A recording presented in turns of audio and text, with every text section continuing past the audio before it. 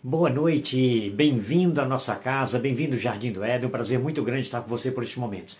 Hoje nós temos uma missão especial, a pedido do falecido pastor Aldrovando Araújo, que essa mensagem fosse colocada ao maior número de pessoas possíveis. Nós pegamos a mensagem e tiramos da programação somente a palestra, a pregação em si, e colocamos à disposição, vai dar um espaço de apenas 39 minutos, é excelente.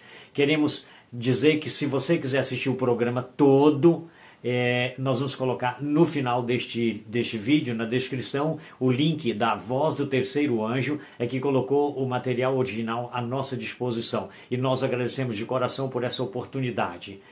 Devo dizer que essa mensagem foi colocada à disposição com muito carinho, você não pode perder. Tenho certeza que vai valer a pena. Fica até o fim desse vídeo e você vai depois nos agradecer por essa mensagem preciosa. Que Deus abençoe e esteja atento a cada palavra deste ensinamento. Quem tem a sua Bíblia, abra conosco. Mateus capítulo 27, o verso 3, 4 e 5. Então Judas, o que o traiu, vendo que Jesus fora condenado, tocado de remorso, devolveu as 30 moedas de prata aos sacerdotes, dizendo: pequei, traindo sangue inocente. Eles responderam: isso é contigo, o que nos importa? Então Judas, atirando para o santuário as moedas de prata, retirou-se e foi enforcar-se. Ainda leiam comigo Lucas capítulo 23, verso 32. Lucas 23, 32. E também eram levados outros dois que eram malfeitores, para serem mortos com ele. Quando chegaram ao lugar chamado Calvário, ali o crucificaram, bem como os malfeitores, um à direita, outro à esquerda. Verso 39. Um dos malfeitores crucificados blasfemava contra ele, dizendo: não és tu o Cristo? Salva-te a ti mesmo e a nós também. Respondendo-lhe, porém, o outro repreendeu, dizendo: nem ao menos temes a Deus, estando na mesma condenação? Nós, na verdade, com justiça, porque recebemos o castigo que nossos atos merecem, mas este nenhum mal fez. E acrescentou Jesus: lembra-te de mim quando vieres no teu reino. Jesus lhe respondeu: em verdade te digo hoje, que estarás comigo no paraíso. Amém. Querida igreja, eu quero falar sobre o Calvário de todos nós. Toda a humanidade estava presente ali junto à cruz.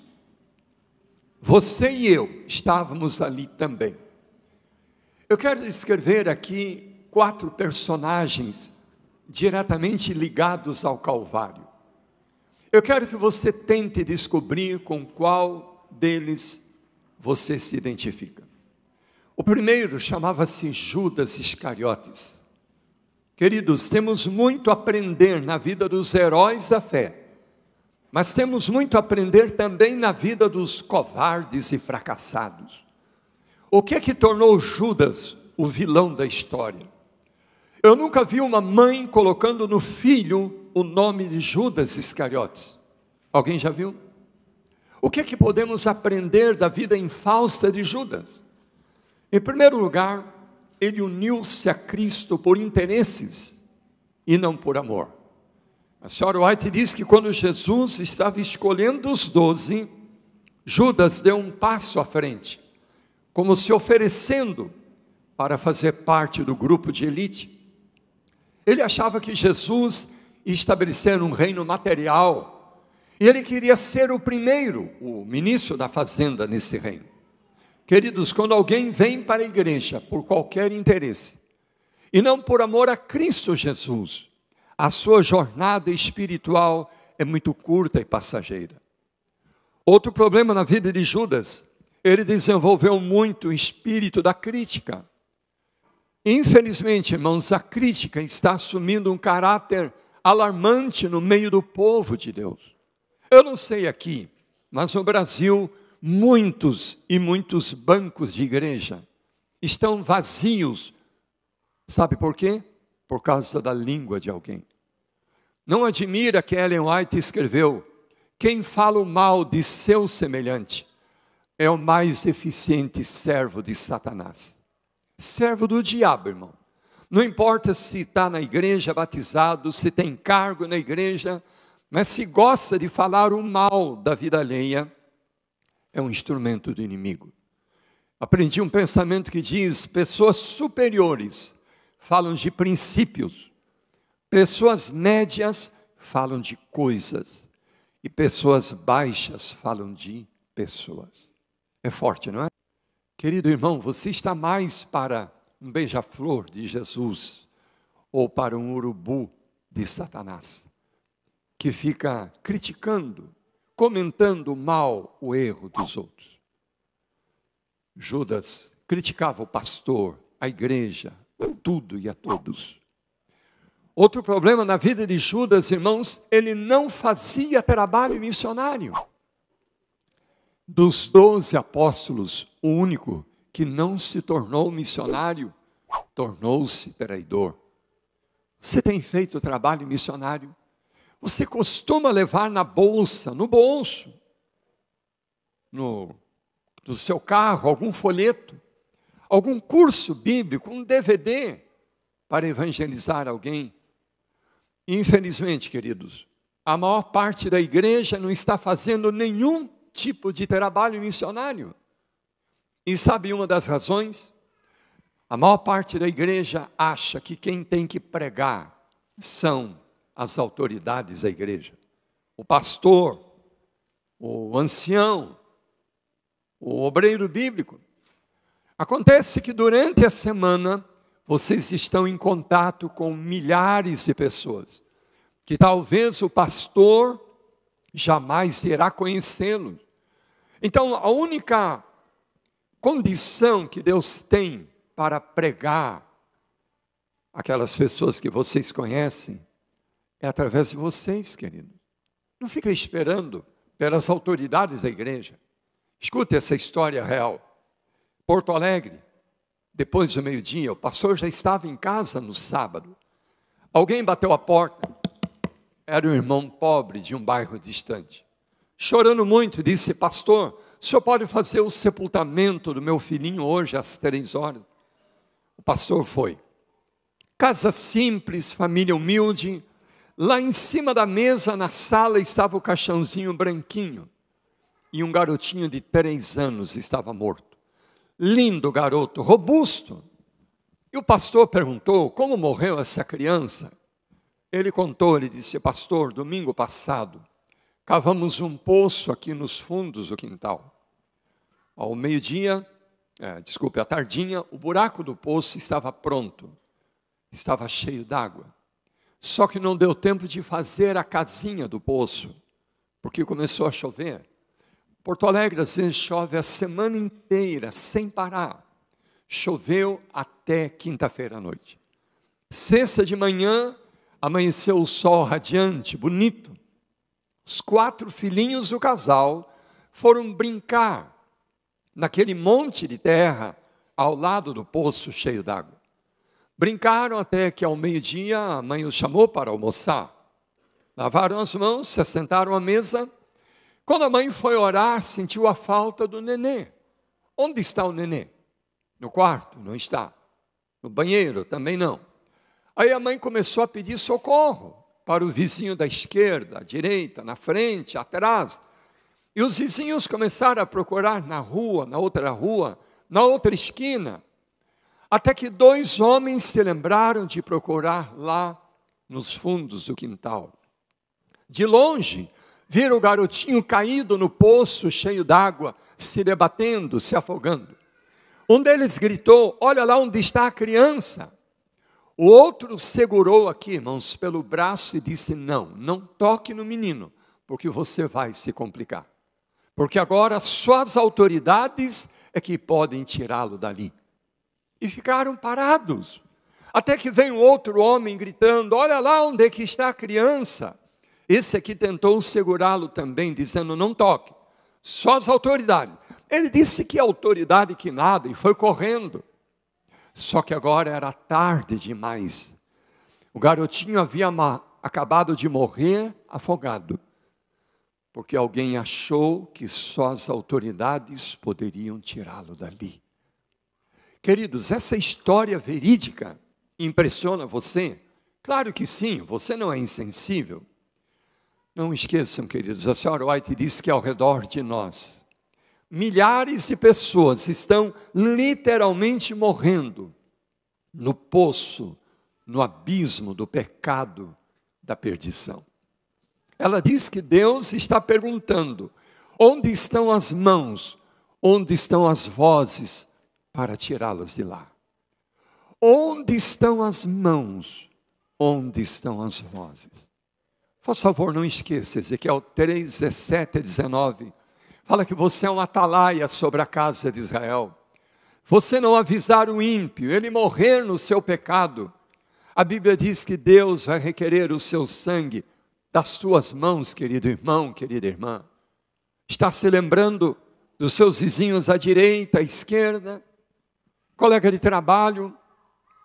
Irmão White viu em visão, no dia do juízo, bolas de fogo caindo sobre a terra.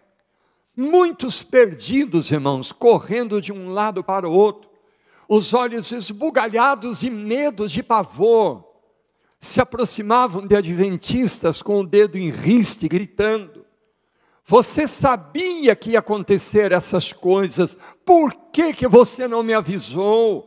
Por que você não me falou nada? Por que não?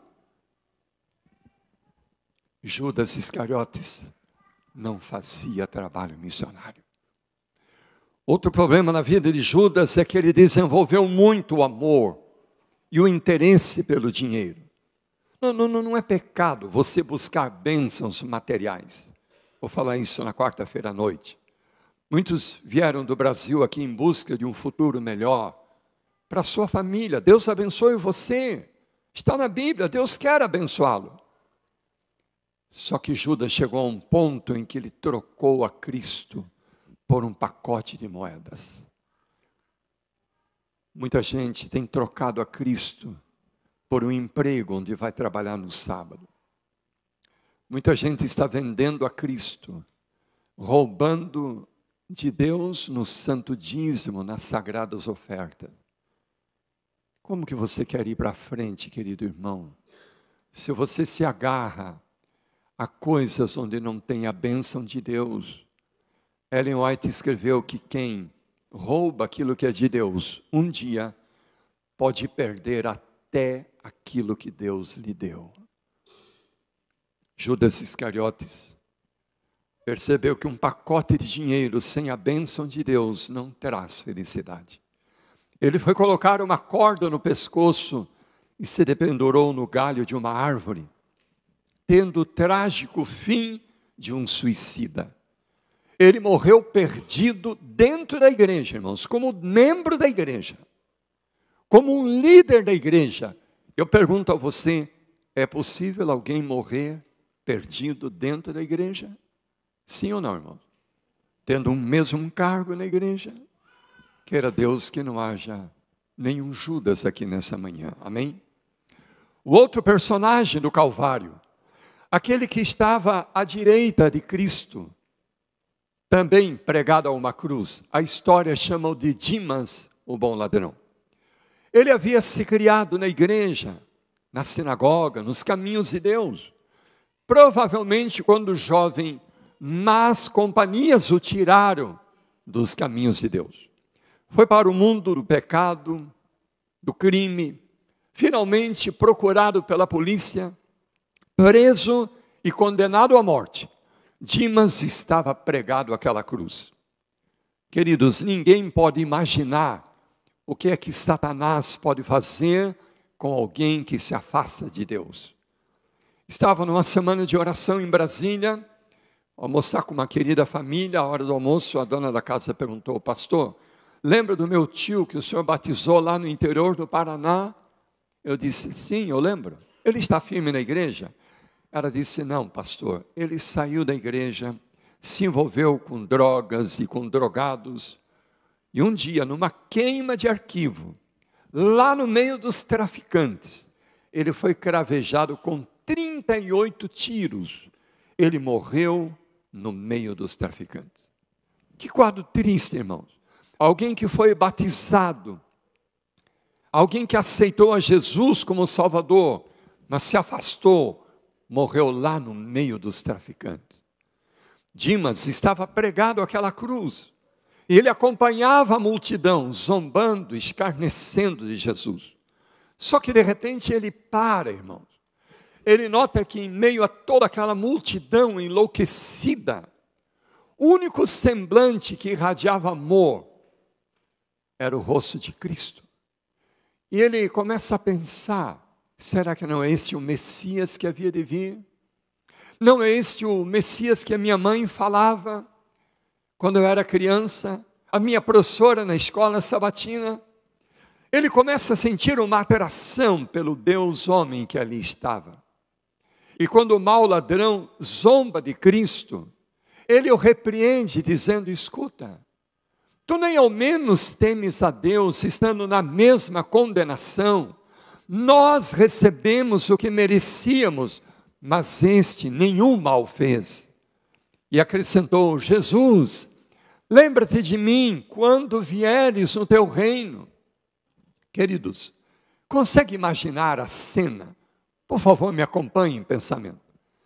Jesus olha para Dimas. Dimas olha para Jesus. Os olhos do pecador se encontraram com os olhos do Salvador. Dimas vê ali a última oportunidade de perdão, de esperança, de salvação. E quando ele dirige a prece, Senhor, lembra-te de mim, quando vieres no teu reino, a resposta de Jesus não precisou esperar. Em verdade eu te digo hoje, eu te prometo hoje, um dia tu estarás comigo no paraíso. Vocês sabem que Jesus não foi ao paraíso aquele dia? Domingo de manhã, Maria Madalena quis abraçá-lo. Ele disse, não me toques, porque ainda não subi ao meu Pai. Os ladrões também não foram ao paraíso, porque a Bíblia diz que eles foram tirados da cruz, quebradas, esmagadas as pernas com marretas, e deixados ali ao relento. O frio enregelante do deserto à noite. O calor escaldante do deserto durante o dia. Nem um copo d'água, nem um prato de comida, ninguém podia ajudá-los. Diz a literatura hebraica que às vezes levava uma semana para morrer esses pobres marginais.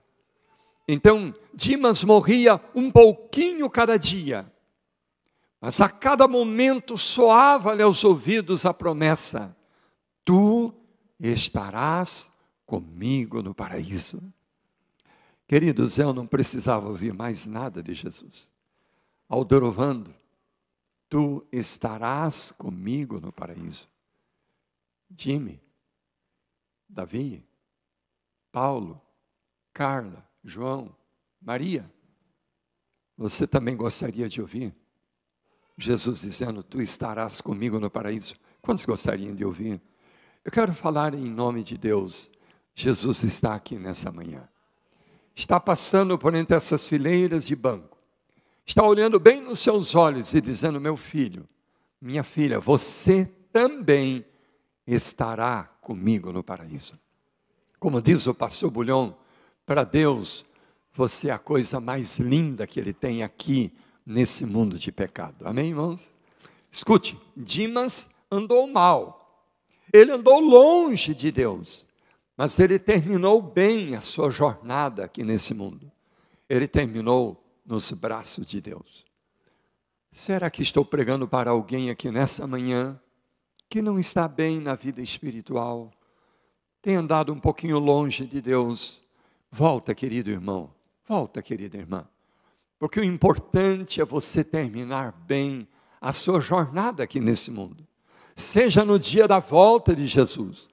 Ou seja, quando o seu coraçãozinho parar de bater, que você esteja realmente nos braços de Deus. Amém, irmãos? Graças a Deus. A igreja tem muitos Dimas. Homens e mulheres que tiveram seus tropeços e fracassos, mas foram reerguidos pela graça de Deus, estão terminando bem a sua jornada, amém? O último personagem, aquele que estava à esquerda de Jesus, ele tinha o nome de Gésteras, um mau ladrão, coração duro como a pedra, nem mesmo o quadro de um Cristo crucificado poderia comovê-lo. Ele preferiu viver no pecado e morrer no pecado. Sabe que muitos são como Gésteras, não se convertem, não se comovem, não se arrependem, nem com as lágrimas da esposa, do marido, do filho, do pai, da mãe, que chora, apela, implora, vamos para a igreja, volta para a igreja. São pessoas que estão resistindo aos apelos do Espírito Santo, irmão.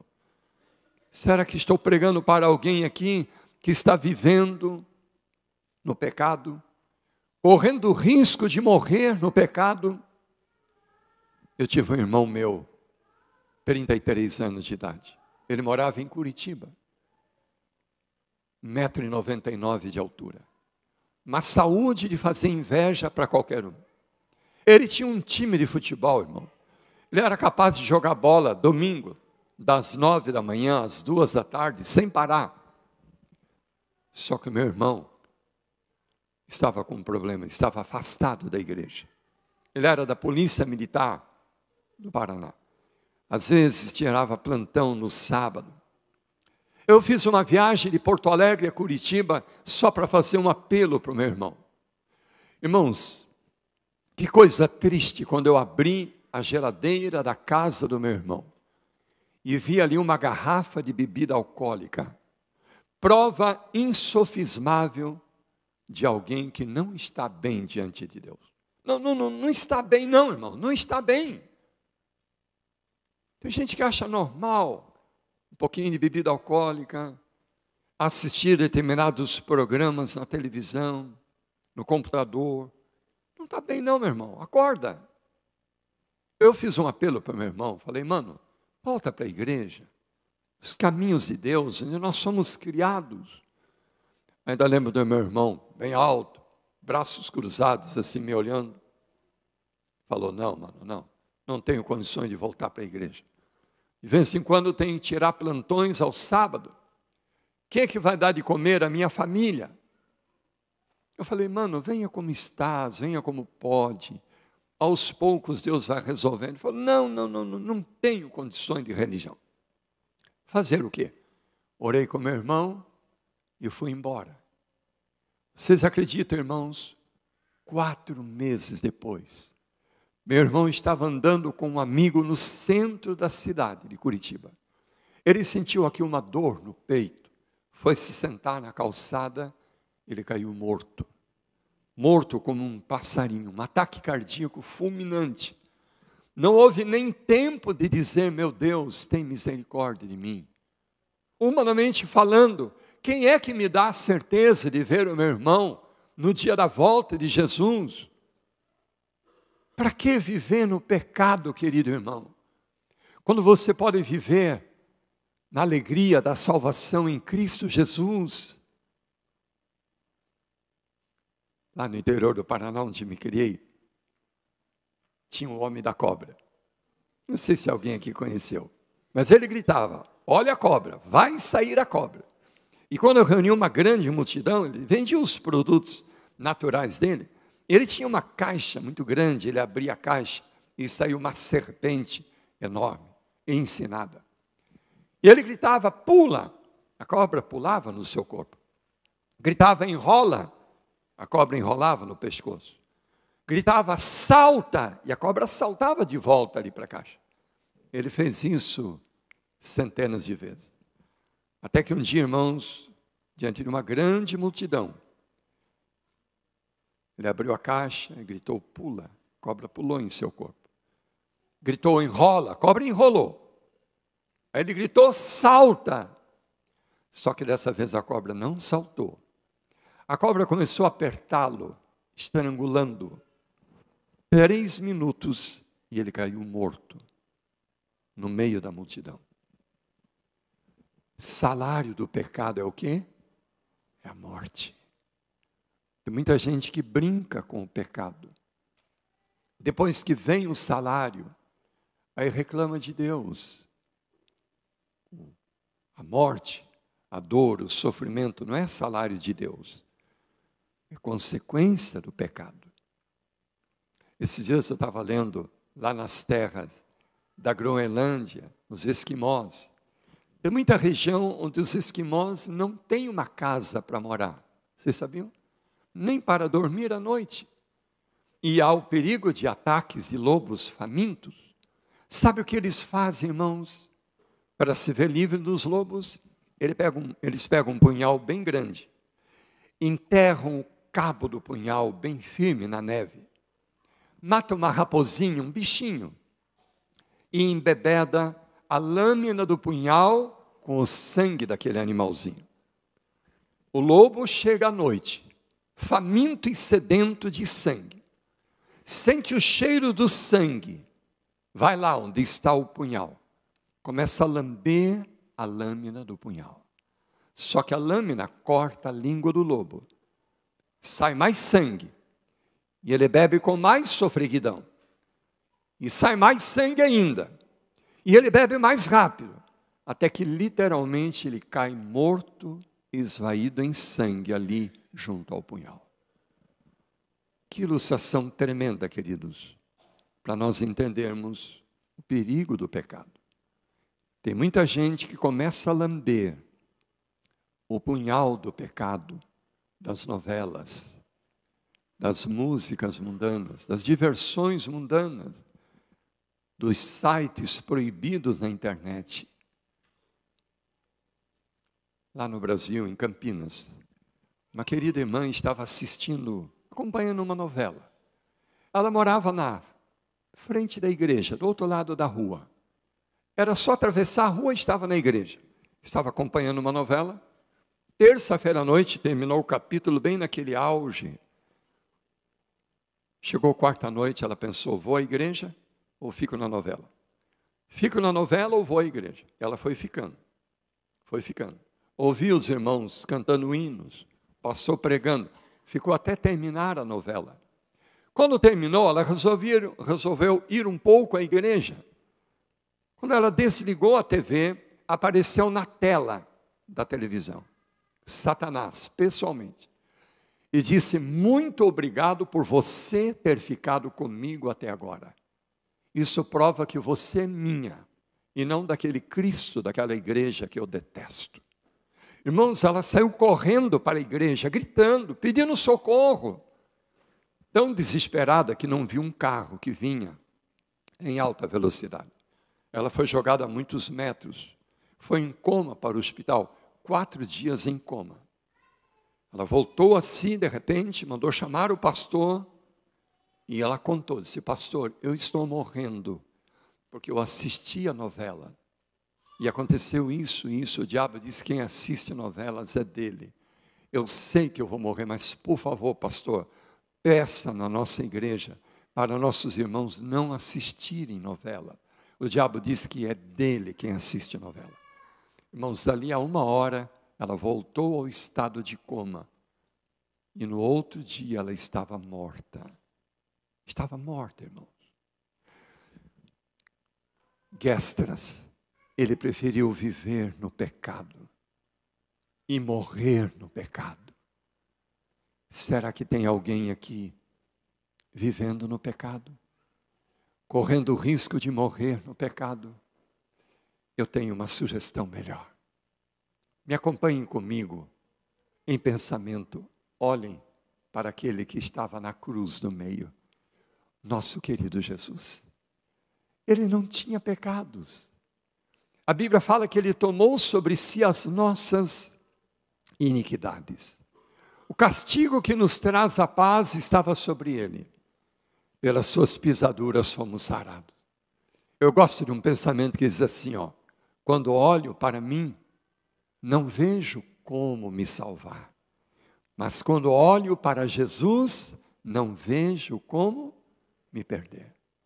Vamos repetir juntos? em voz audível para você decorar. Vamos lá? Quando olho para mim, não vejo como me salvar. Mas quando olho para Jesus, não vejo como me perder.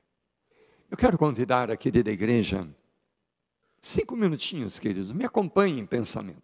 Vamos olhar para Jesus, os últimos momentos da sua vida. Olhe para Jesus no Getsemane, ajoelhado, suando gotas de sangue. Os pecados do mundo inteiro estavam ali sobre o Filho de Deus. Em agonia, ele ora: Pai, se possível, passa de mim esse cálice. Mas não seja feita a minha vontade, sim a tua. Você já orou assim alguma vez? No momento de prova, de tentação, orar: meu Deus, seja feita a tua vontade, não a minha. Olhe para Jesus sendo preso, julgado e condenado injustamente. Olhe para Jesus desnudo, amarrado a um poste e sendo cruelmente açoitado. 39 chibatadas. A Bíblia fala que 2 vezes ele foi açoitado. Alguém aqui assistiu aquele filme de Mel Gibson, A Paixão de Cristo? Aquele filme é real, irmão. Ele leu o livro Desejado de Todas as Nações antes de fazer o filme. E no Desejado, Ellen White diz que o objetivo de Pilatos era deixar Cristo respirando, semi-morto, para despertar a misericórdia da multidão, para que não o levassem à crucifixão. Aqueles açoites eram feitos de tiras de couro, trançados com pontas de ferro, pregos, ossos e metais. Era para dilacerar e rasgar as costas do condenado. Olhe para Jesus caído naquela poça de sangue. Alguém o levanta e coloca sobre seus ombros aquela cruz pesada. A natureza humana não podia resistir. Sem se alimentar à noite, sem ter dormido, havia perdido muito sangue. 2 vezes ele caiu ao peso da cruz. Simão Cirineu ajudou a levar a cruz até o Gólgota. Lá em cima, no topo do Calvário, você sabia que Jesus poderia ter cruzado os braços e voltado para o Pai? Poderia ter chamado uma legião de anjos, fulminado com aquela multidão, porque ele já havia provado que Satanás é mentiroso e pai da mentira. Só que Jesus olhou o passado, o presente e o futuro. Você sabia que Jesus viu a mim e a você naquele momento? Viu que se deixássemos sem seu amor, seu sacrifício, estaríamos para sempre perdidos a morte eterna como resultado do pecado. Então Jesus decidiu se deitar naquela cruz. Você consegue ver aquela marreta bem grande nas mãos do carrasco? Ei, me acompanhe aqui, olhe para cá. Gostei de ver a professora dizendo, quando a gente está conversando, olha para o outro, né? Olhe para cá, escute. Consegue ver o carrasco com aqueles pregos bem grandes, enferrujados, sendo colocados nas mãos e nos pés de Jesus? Consegue ouvir o barulho da marreta? E aqueles pregos atravessando a tenra carne das mãos e dos pés de Jesus. Havia um buraco na rocha preparado para o pé da cruz. A cruz foi levantada e jogada naquele buraco. O impacto rasgou ainda mais as carnes do Filho de Deus. Olhe para Jesus suspenso entre o céu e a terra. Cada gota daquele sangue está gritando: meu filho, eu amo a você. Eu quero salvar a você da ruína e do pecado. Será que esse sacrifício foi em vão para você? Aquele amor é tão alto que nos leva até Deus. Aquele amor é tão amplo que abarca o mundo inteiro. Aquele amor é tão profundo que ele atinge o mais indigno dos pecadores, inclusive eu e você que aqui estamos nessa manhã. Olhe para Jesus. Cada gota daquele sangue está gritando: meu filho, eu te amo. Lembra da história do menino que chegava em casa da escola sempre triste, porque a mãe tinha as mãos tortas, feias, queimadas. Um dia ele chegou chorando em casa, a mãe perguntou por quê. Ele disse: mamãe, por que a senhora não tem as mãos bonitas como a mãe dos meus amigos?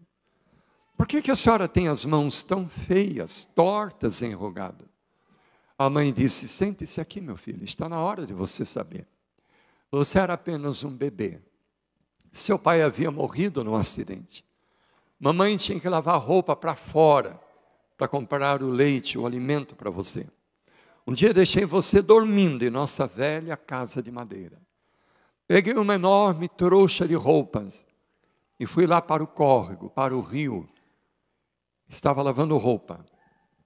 Quando eu olhei para trás, a nossa casa havia pegado fogo. Estava em chamas. E eu corri, filho. Eu corri para salvar a você. Mas quando eu cheguei na porta de casa, 2 grossas vigas, como essas aqui, em brasas, em chamas, haviam caído do teto, estavam trancando a entrada da porta. Eu não conseguia entrar. Foi quando você começou a chorar lá no bercinho, como que pedindo socorro da sua mãe. Filho, com o sacrifício que só uma mãe pode fazer, eu tirei aquelas vigas de madeiras em brasas com as minhas mãos. Abri caminho entre as labaredas. Fui de onde você estava, o escondi em meu corpo e saí correndo porta fora. Filho, para você não aconteceu nada. Mas a mamãe ficou com o corpo todo queimado, as mãos tortas e queimadas. Sabe para quê?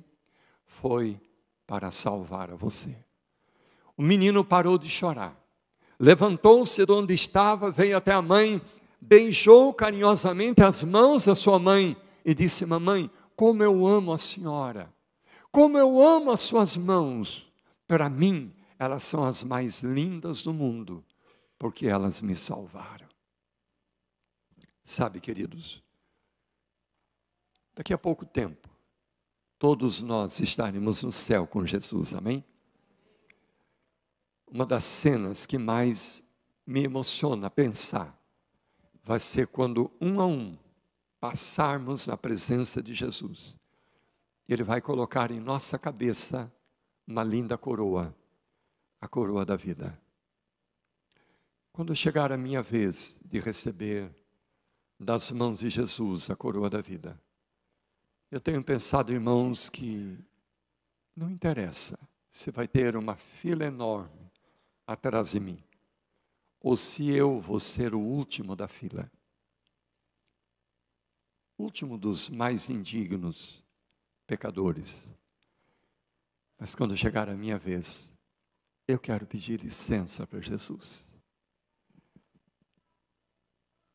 Eu quero colocar aqui as minhas mãos nas mãos de Jesus. Vocês sabiam que para sempre Ele vai ter nas mãos e nos pés as marcas dos pregos lá da cruz. Eu quero colocar aqui as minhas mãos nas mãos de Jesus. Eu quero olhar bem nos olhos do meu querido Jesus e do fundo do coração dizer: obrigado, Jesus. Obrigado pelo teu grande amor por mim. Obrigado porque quando eu estava abatido, machucado, ferido, desanimado, tentando desistir de tudo, essas mãos me levantaram e me mostraram o caminho que eu devia seguir. Queridos, a Bíblia não fala que ninguém irá chorar lá no céu, não. Fala que Ele vai enxugar de nossos olhos toda lágrima. Porque eu me imagino, irmãos, me debulhando em lágrimas aos pés de Jesus. Imagino também Jesus me levantando, me enxugando as lágrimas e dizendo: filho, entra no reino que está preparado desde a criação do mundo. A minha pergunta nessa manhã: você também vai estar lá? Você também gostaria de estar lá no céu? Colocar as suas mãos nas mãos de Jesus e agradecê-lo pessoalmente por tudo que Ele fez por você, por mim. Quantos gostariam de estar lá naquele dia? Não leva a mal eu ser enfático na pergunta. Você realmente vai estar lá? Já decidiu que aconteça o que acontecer, você jamais vai se afastar dos caminhos de Deus? Vai permanecer firme até receber a coroa da vida eterna? Muito obrigado por você ter ficado até o fim do vídeo. Com certeza você foi abençoado. Que o Senhor te abençoe e te guarde. Que o Senhor faça resplandecer o seu rosto sobre ti e tenha misericórdia de ti. Que o Senhor sobre ti levante o seu rosto e te dê a paz em nome de Jesus. Amém.